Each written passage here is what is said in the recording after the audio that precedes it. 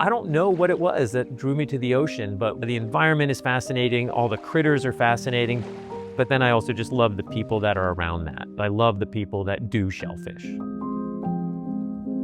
Just seeing that little tiny thing under the microscope and then watching it grow and being a part of that was just so cool and fun. And tasty, not gonna lie, but a lot of fun.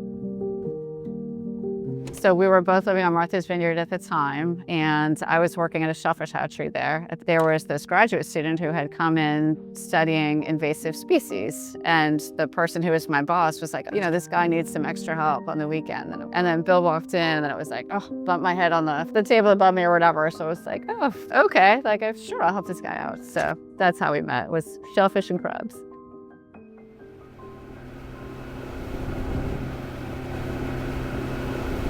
That's the A-Cup Center. That's the hatchery right there. So what we're coming up on is, this is my lab's research farm, the commercial shellfish aquaculture lab and team. We have a 1 acre research farm here for oyster aquaculture research. Back it down. Coming down. Yep. We live together, we work together, like the oysters are worlds, but I mean, it's what we do. I mean, it's like our guiding force. I mean, that's what brought us together, really. Our vacations are oyster-based, I mean, like, we love going to oyster bars. Clothes, your jewelry. I mean, my belt has oysters on it. Yeah. For us, it has always been a part of something we've done. The perception of Southern oysters, it's not what people typically think of when you go to a raw bar to order oysters, but that is fast changing. When people first try them, like, their minds are blown. What we found was that it really opened up our oyster palates to start discovering oysters in different salinities. It's not super salty. You can really taste the different flavors. That's not to dismiss a salty oyster. Oh, not at all. Still love those, but it's really opened up the number of oysters that we enjoy and appreciating those differences. So I think that's been one of the things that we've seen with Southern oysters. It's really taken off. It's really expanded the palate.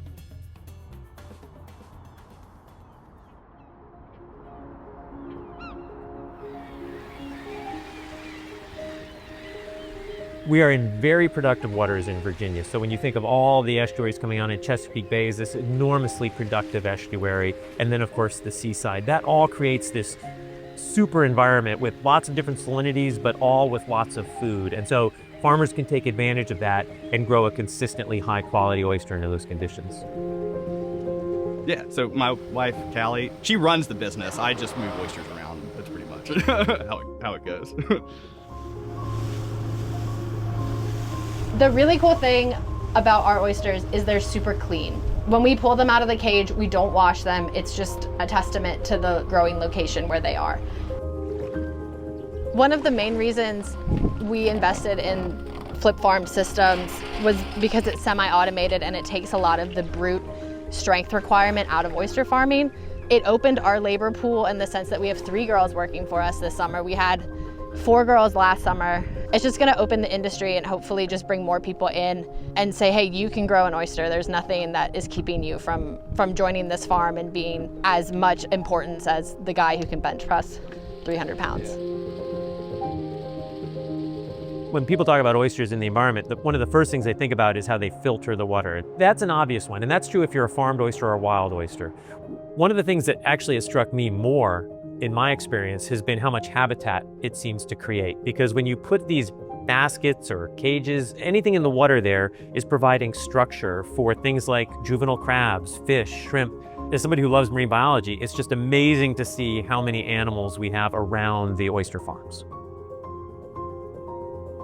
There's environmental things that humans do that cause species to go extinct. And oysters were on the verge of doing that here in the bay until we came up with methods of farming them and creating disease-resistant strains of oysters that have relieved the stress on the wild population and allowed it to rebound while still filling that market gap with farming. It's been a challenge, but I think with the popping up of a lot of different small boutique farms, it's just going to get easier. It's just a matter of all of us working together and proving that Virginia can grow boutique oysters alongside a thriving wild bottom cage raised market. All right, you good, Hunter? All right.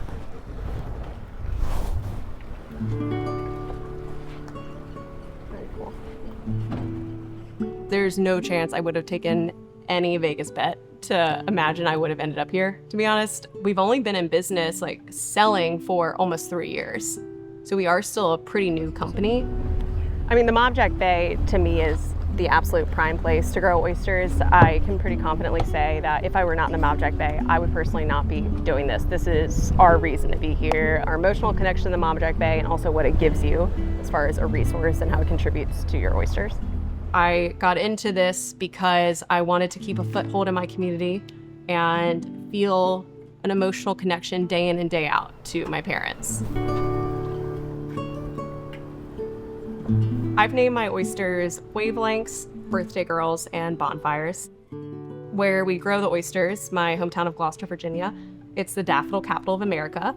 My mom was actually a daffodil judge who would travel to different shows up and down the East Coast judging daffodils. And so when I was little, she chose the variety of daffodil called Birthday Girls to be our signature flower to grow together as mother and daughter.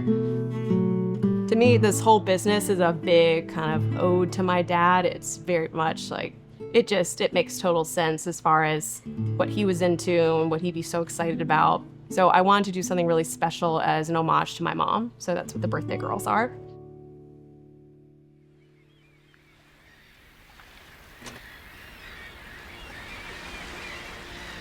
I was 25, just gotten married, and both of my parents became ill, and they ended up passing away 1 month apart from each other.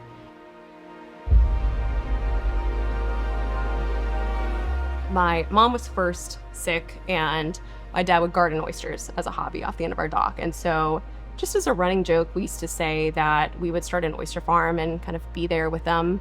It was absolutely a joke. But I think when life really goes upside down and twists you quite a bit, all of a sudden impossible seem not that crazy.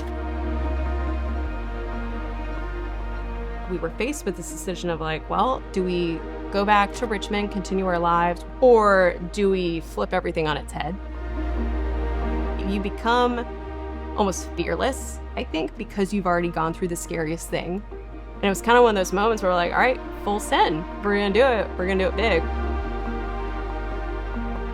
This is Eric. This is my husband. Here we are, and mission accomplished, which is great, but it was definitely a wild ride.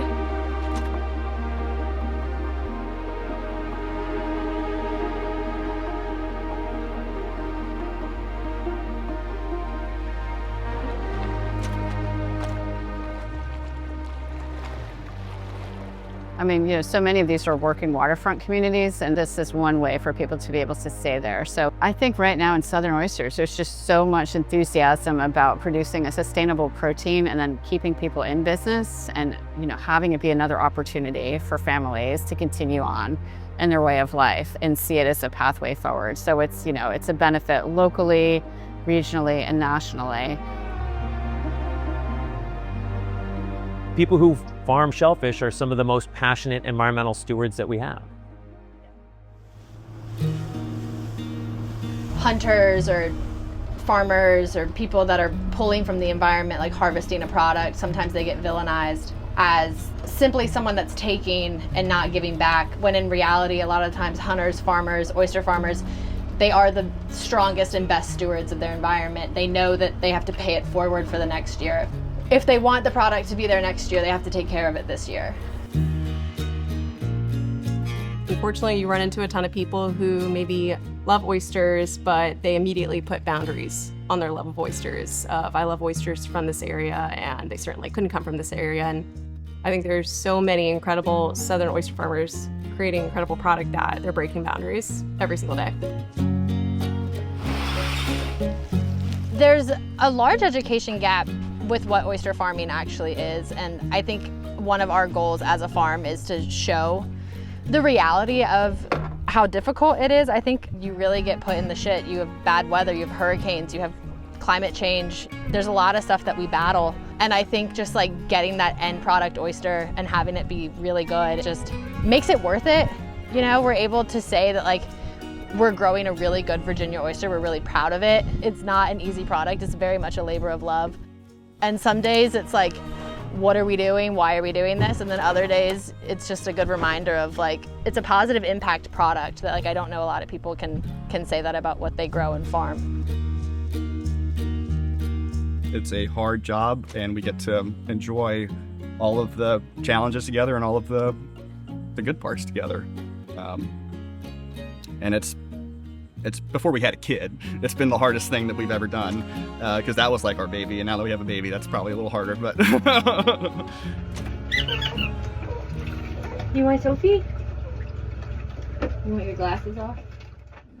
I think that the farm is just a symbol of resilience and strength, and, you know, seeing your mom be able to be out here and be as strong as your dad is hopefully the recipe for a badass woman.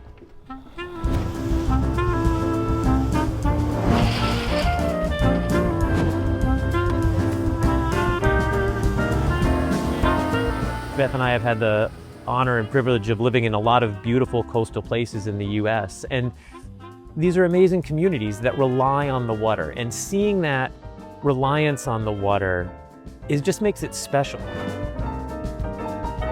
It's so sick. When someone says how clean, pretty, beautiful, perfect these oysters are, it's just like such validation for what we're doing and the tribulations that we've been through and the headache of farming. Like, those small little compliments are what make it all worth it.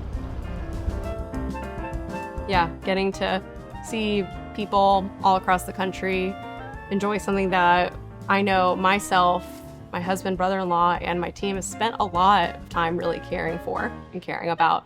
It's obviously pretty cool. I would love to see Americans eating more shellfish. I think it's good for us as individuals in terms of health. I think it's good for the planet, and I think it's good for our coastal economies. It gives you that sense of place, that sense of belonging. The oyster is a positive symbol that, you know, no matter where you are or what you do, like if you're into it, like this is what guides us. This is what unites us.